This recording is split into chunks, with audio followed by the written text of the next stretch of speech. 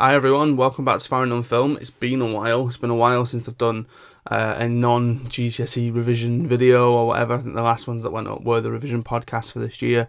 But I thought, being as we're 50% of the way through 2024, it would be a good opportunity for me to start the videos back up and making sure that we sort of look at the best of 2024 so far and looking at where my sort of awards fields are. So obviously I do a top 10 at the end of the year, but I also like to give out these ideas of like little awards, so like best actor and all that kind of stuff, just giving you my opinion on the films that I saw that came out in that year.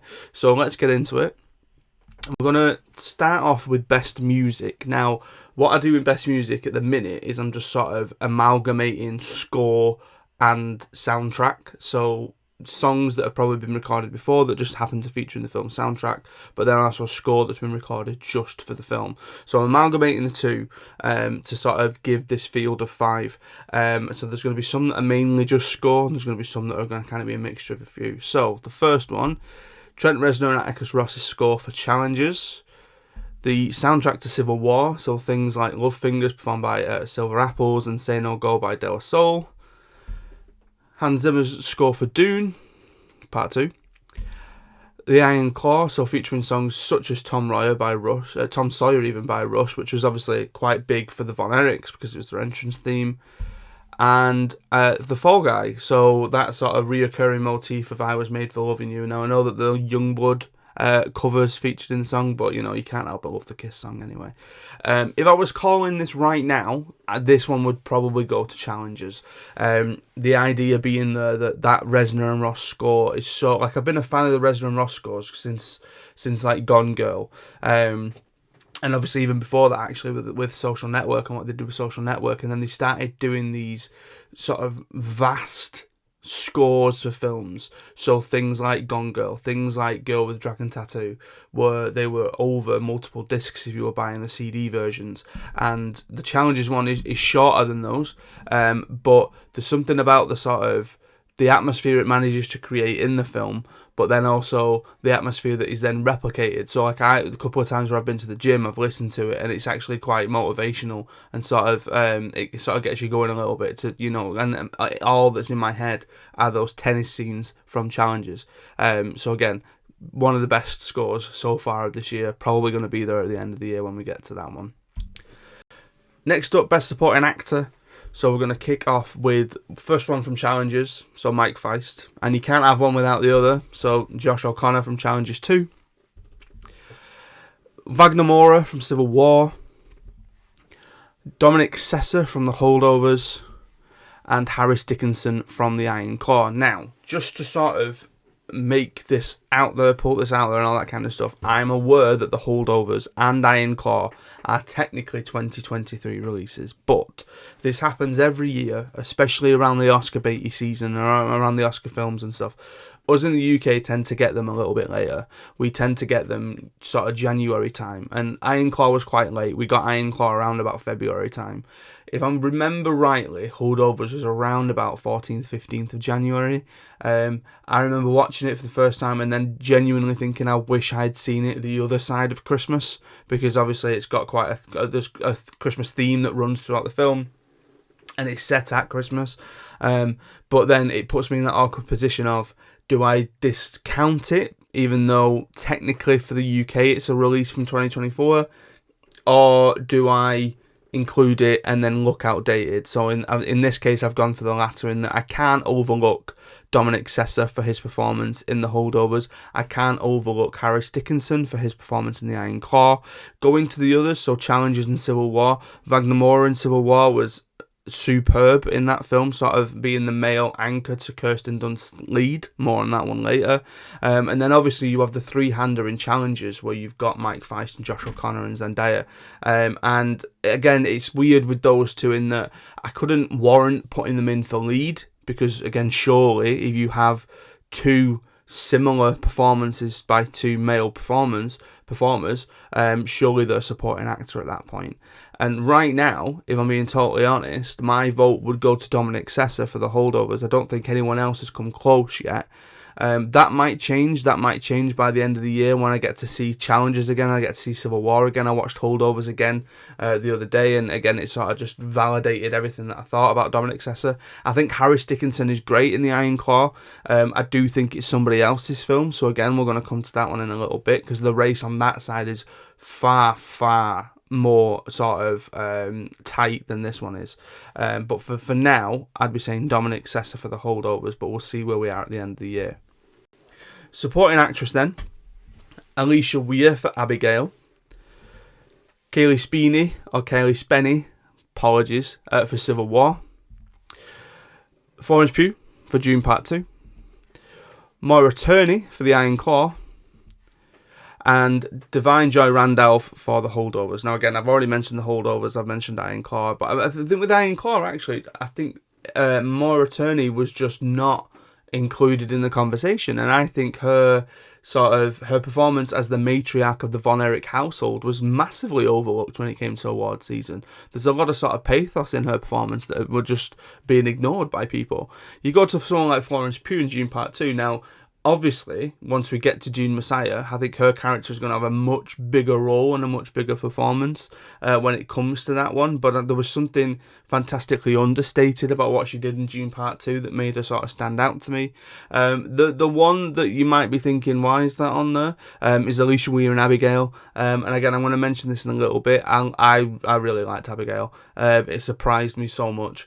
And I didn't expect it to be as good as it was, and I fully expected to just be going watching another mediocre horror film, and I got a little bit more than that. So, and I think, to be fair, Alicia Weir was fantastic in it, and to sort of that juxtaposition of her being Matilda in Matilda the musical to her then playing a ballerina vampire in Abigail is fantastic. My vote for this one is Kaylee Spiney, I do apologise if I'm saying that wrong, from Civil War. She was superb, and this was, I think, the first film that I've seen her in. I know that she was in Priscilla, but I didn't get a chance to see that, and I'm fairly certain it is her in Alien Romulus that's coming out this year. Again, should have looked that up beforehand, but she was superb in this, as this sort of overly optimistic sort of new photojournalist that's trying to get a start and is willing to do whatever it is that she can do to impress people, against Kirsten Dunst's sort of haggard, jaded photojournalist who is just done with the job, but does it because she knows that she needs to do it, and does it because she knows that she wants to pay the bills, and just doesn't have time for that sort of giddy optimism that she might have had at one other time, who is embodied by Kaylee's character in that film. So my vote would be Kaylee Spiney in Civil War. Okay, so on to screenplay, and right now I've sort of done a bit of an amalgamation of the ones that you would expect to see in terms of categories, and that is your best original and your best adapted screenplay. If we get to the end of the year and it's able for me to split it, I probably will split it, but for now we've just got that amalgamation of the two. So, for challengers, Justin Kuretsky. For Civil War, Alex Garland. For Late Night with the Devil, Colin and Cameron Kearns. For The Holdovers, David Hemmingson. And for The Iron Claw, Sean Durkin. Now, this is tough. This one was tough more because there's nothing else that I've thought about in terms of a script that I want to write myself about putting wrestling on film since I saw The Iron Claw. The Holdovers script, one of the funniest things I've seen in a while. Late Night with the Devil snuck in there because it was a last sort of minute catch up yesterday, and again I was really impressed with that. Civil War, Alex Garland, again superbly written, superbly directed, and challenges the way that we get so many reoccurring motifs that obviously at some point would have had to come up in the screenplay for them to work. I'm thinking about the ball and the tennis racket and all that kind of stuff that obviously you'd think you just need to recognise that the sort of craft that went into that. So I think right now, if I was to pick, I would be leaning towards the Challenger screenplay written by Justin Kuretsky, or Kuritsky, I do apologise. And I'm intrigued to see where that might land towards the end of the year. I was toying with Dune Part 2 as well at one point, but the sort of the Late Night with the Devil sort of pipped it a little bit. But yeah, I'm leaning towards Challengers for that one. Now, two sort of non-traditional, I suppose, awards categories that I tend to do are biggest disappointment and biggest surprise. Now, this is mainly because having taught film for 10 years and having sort of tried to make my own film and trying to write my own film and all that kind of stuff, I don't want to use the terminology of worst. Like, yes, I will watch something and I'll think, oh my god, that was rubbish. But I think there doesn't really need to be space on YouTube for going, oh my god, this was the worst thing, when really something about it just didn't go up. Having said that, I know I'm a bit of a hypocrite. One of the most watched views on the videos on the channel is worst films ever, but yeah, they deserved it. And again, you will know the glee that Oliver and Holly both gave me when I finally succumbed to doing that list. So I tend to do biggest disappointment and I tend to do biggest surprise. Now, last year my biggest disappointment went to Luther the Fallen Son, because as a fan of the TV show, that film just wasn't batting at the same average as everything else. Now, right now, I've got nothing in biggest disappointment. I had a look at my list on my Letterboxd, and I had a look at the films that were sort of filling out the bottom of that list. The Defoe documentary about Jermaine Defoe is on there, but I didn't necessarily have high expectations going in, so I can't necessarily call it a disappointment. I really didn't like Zone of Interest, so that again is sticking down at the bottom. But again, was I expecting much from that, or was I trying to kill time? I was trying to kill time. And then the one that's at the bottom of the list is Night Swim, which again, I expected a mediocre horror, and it's much less than mediocre, but I wouldn't necessarily say it's a disappointment. The one that is rattling around my brain that I saw on Friday night is A Quiet Place Quiet Place Day 1. Now, I enjoyed it, okay? I think if I was starring it, I'd give it a 3-star. I don't necessarily think that it's a disappointment. I think I expected it not to be as good as the others, which it's not. And there was just something about it that sort of takes you away from that sort of what Krasinski managed to do with the first one, and what Beck and Woods managed to do as well with the first one. So I'm a bit averse to sort of saying that that's the disappointment, but that's the only one that comes up in my head right now. So that's why this is fully blank for the time being. But if we go into surprises, so 3 surprises to fill this out so far. One being Abigail, which I've already mentioned. Surprised me more than I thought it would do. I really enjoyed Abigail. Late Night with the Devil, which again I've spoken about. I didn't expect to enjoy it as much as I did when I watched it yesterday. And The Fall Guy. Like, The Fall Guy, for me, you know, we know that Ryan Gosling and Emily Blunt are solid hands. We know that they are very, very capable actors, and that they're always going to produce something good, especially when they're together. And I just enjoyed it more than I thought I would do. So right now, that's where I'm sitting on surprises. We'll see what happens towards the end of the year. There were some films, and again, I moved away from doing this, where trailers have come out and I've just looked at it and I've gone, what is that? Like, that's just not going to be good. And I'd love for one of those films to surprise me. Red One is the one that sort of sticks out in my mind for that, in that, yeah, I get the premise, but what is going on in that trailer? So we'll see where we get to. Best Actor now then. Now this is tough. So, Jeffrey Wright for American Fiction. Again, American Fiction, technically 2023 release. We got it in 2024. Blah, blah, blah, blah, blah, blah, blah, blah. Timothée Chalamet for Dune Part 2. David Dasmalchian. Apologies again, but you're a great actor. Late Night with the Devil. Again, one from last year. Paul Giamatti for The Holdovers. And Zac Efron for The Iron Claw. Now, Paul Giamatti won the Golden Globe. Giamatti and Wright were nominated for the Oscar. Timothée Chalamet, fantastic performance. You know, he sort of came into his own a little bit more in that one than he did in the first one.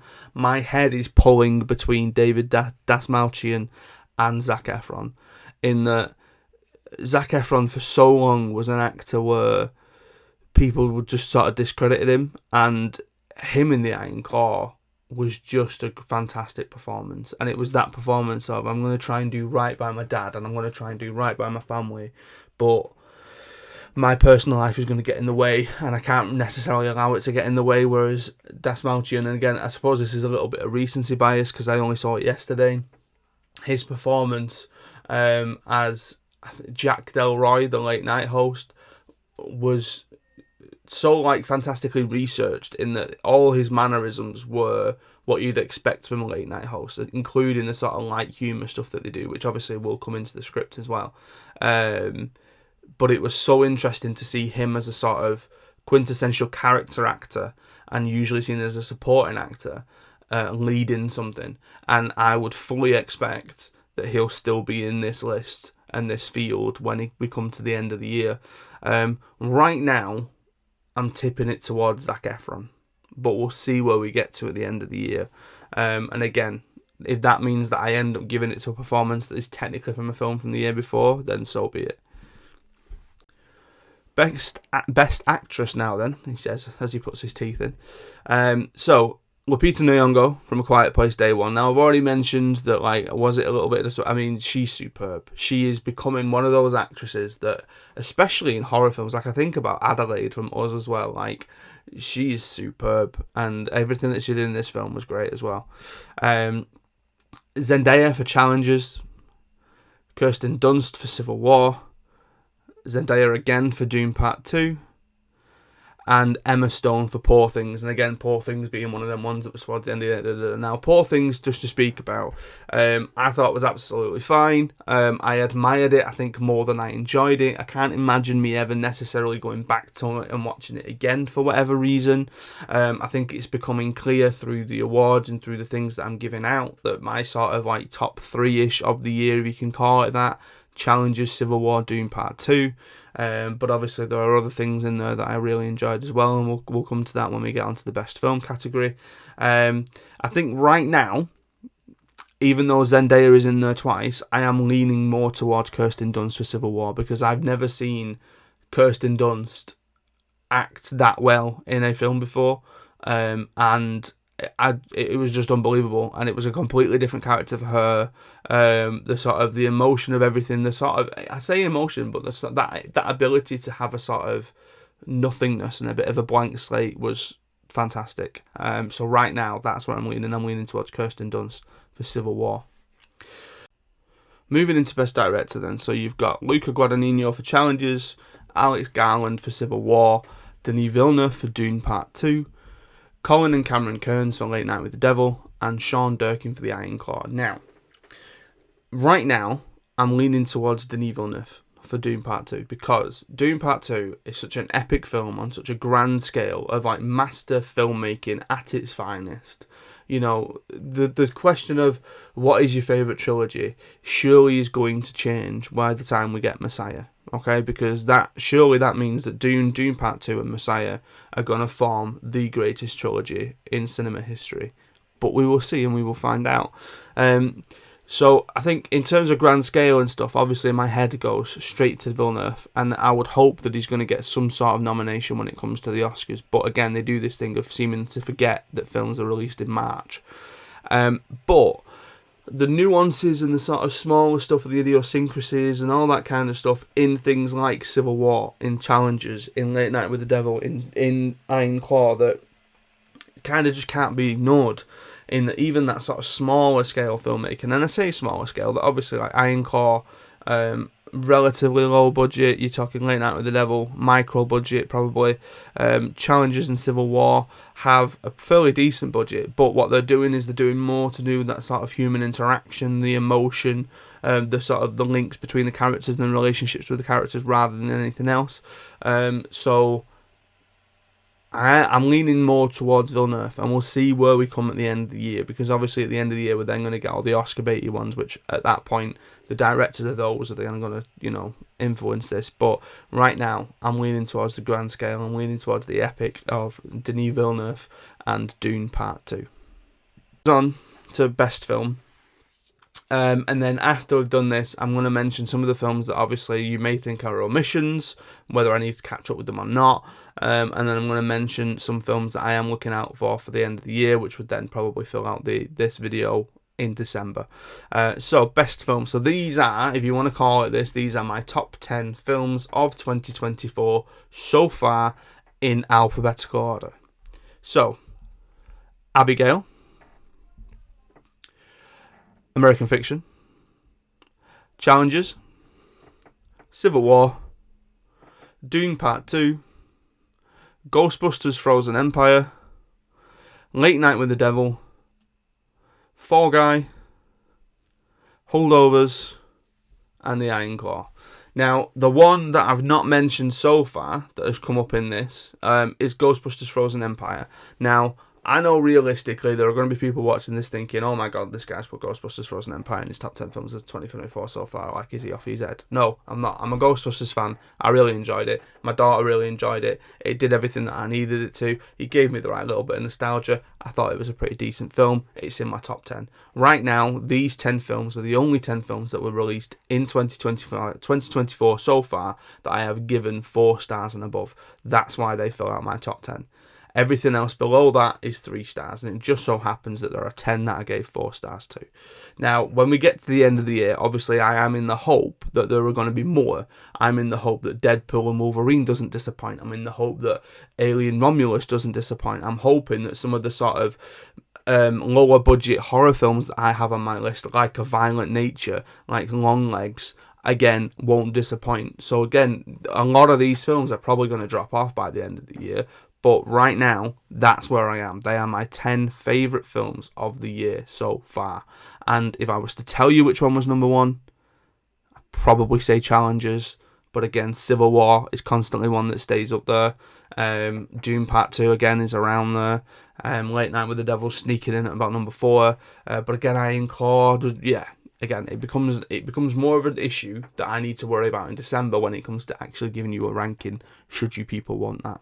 So, there I am for best film. So right now, I'm leaning towards Challengers, but we'll see where we are at the end of the year. So my catch-up list. Now, these are films that have been released in cinemas. Some of them might be available on video-on-demand services that, for whatever reason, I just didn't get round to. So, A Violent Nature, technically not released yet in the UK, but it's very, very close, so I wanted to put it on there just in case. If the John Krasinski film about imaginary friends, I want to get round to it. I just haven't had to. I haven't had time to yet. Inside Out 2, again, I thought I'd take Ruby to watch it, but she wasn't interested. So I'm like, am I going to go and try and figure out to watch it on my own? Because really, I think I should watch it. Love Lies Bleeding, a massively frustrating one for me this year, in that I had a ticket to go and watch it at the gala screening for the Manchester International Film Festival, MANIF, and I just didn't get to it for one reason or another. Monkey Man, again, really wanted to watch that, but now just need to catch up with it. Kingdom of the Planet of the Apes, I said in our top 10 trilogies that this was one that I was really looking forward to for this year, and again, still haven't watched it. Sting, again, I like a mediocre horror. And The Watchers, again, put that under mediocre horror, but again, that's what I expect from it. And then, finally, the ones to look out for, the ones that I might flag now that you aren't familiar with and aren't on your list, but the ones that probably we're all aware of are coming before the end of the year and are probably going to make this list towards the end of the year. So, ones to look out for: Alien Romulus in August, Deadpool and Wolverine in July, Joker Folie à Deux in October. I'm very much looking forward to starting teaching A-level film studies in September because I get to teach Joker. So whether or not that means I can sort of shoehorn in a cinema trip to go and watch Folie à Deux, I don't know, but we'll try. Longlegs, again, I saw the trailer for Longlegs for the first time in the cinema before I saw Quiet Place, and that looks terrifying, and I'm actually quite excited to watch it. Maxine, now again, Ty West's X trilogy. I really liked X. I wasn't a big fan of Pearl, and I know there are people who are going to lynch me for that. I'm intrigued to see what they do with Maxine, so we'll see where we go. Speak No Evil looks fantastic. James McAvoy looks great in it, and I hope it lives up to it. Trap. Now, there's something so intriguing to me about Trap, and I know that it's a Shyamalan, and I know that people sort of go, oh, it's probably not going to be great. But even just the Shyamalan twist in the trailer of, oh, actually, Josh Hartnett is this butcher person. I'm so looking forward to seeing how that plays out on screen. Twisters. Again, throwback to the 90s. Everyone loves Twister, so let's go watch Twisters. And Wolves. There's something, again, about this black comic, sort of Shane Black-esque caper between Brad Pitt and George Clooney that I'm quite intrigued to see. Again, two masters of the craft go and do the thing that we all know that they can do and that they can do well. So they're the ones that I'm going to look out for the end of the year. That was my roundup of the best of 2024 so far. This is kicking off the sort of resurgence, the return of Farrand on Film, if you will, in that I'm looking forward to getting many more videos out there. I'm going to do some more educational content, so I'm going to do some sort of courseworky style stuff for the GCSE. Like I said before, I'm teaching the A-level come September, so there's going to be A-level content on there. There's going to be new GCSE content for films that I teach. I'm looking forward to getting some reviews out there as well again. So again, there'll be shorter ones, but reviews of things like Longlegs, like I've mentioned. I've already got my ticket for that as part of the preview, as part of Grimfest from this year in Manchester. And again, we'll see what summer brings. Maybe me and Ruby will jump on here again and do some more stuff over the summer in terms of films that we go and watch. But again, that is the plan. We'll see how we go. But thank you very much for watching. Thank you very much for listening. Stay safe, look after each other, and I will see you next time.